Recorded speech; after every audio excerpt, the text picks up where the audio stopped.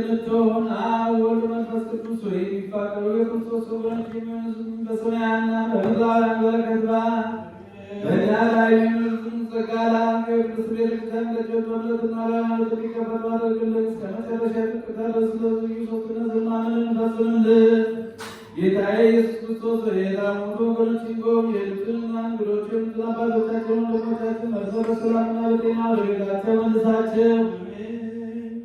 የሰማዩ ነፋስ ባክ ዝናሙን በዚህች ዓመት የሚያፈራውን ምድሩን ፍሬ ለቸርነት ባክ ዘወትር ፍናና ደስታን አድርግ።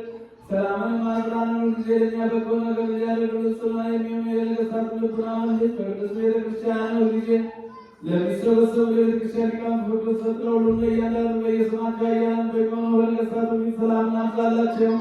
አምላካችን ሆይ በቀናች ሃይማኖት ሆነው ያንቀላፉትን ያረፉትን የአባቶቻችን ወንድሞቻችን የቶቻችንን ወደ ዓመተ ሥላሴ ነፍስ አሳርፍ።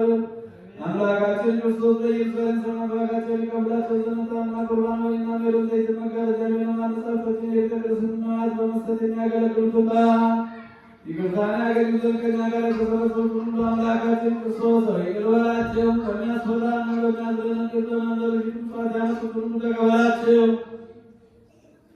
የተጨነቀችን ነፍሱን በአሳር በሰንሰለት የታሰሩትን በስደትና በምርኮ ያሉትን መሬት በማገዝ የተያዙትን አምላካችን በቸርነትህ አድናቸው። መምህራችን ኢየሱስ ክርስቶስ ወደ አንተ በምንማልበት ጊዜ እንድናስባቸው ያዘዙንን ሁሉ በሰማይ መንግሥት አስባቸው። አንተ ባሪያህን የማስበኝ አቤቱ ሕዝብህን አድን። ርስትህን ባርክ፣ እስከ ዘላለሙ ጠብቃቸው፣ ከፍ ከፍም አድርጋቸው።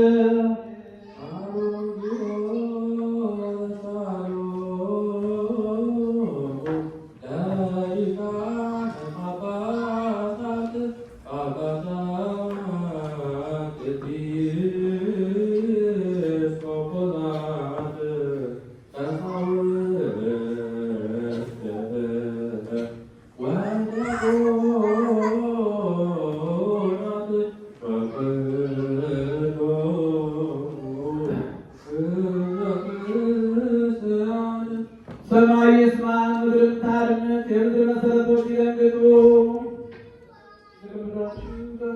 በአባቱ ፈቃድ ወረደ፣ በማርያም ዘር እንግዳ ሆነ። እግዚአብሔር በእርሱ ድንግልና ተወለደ።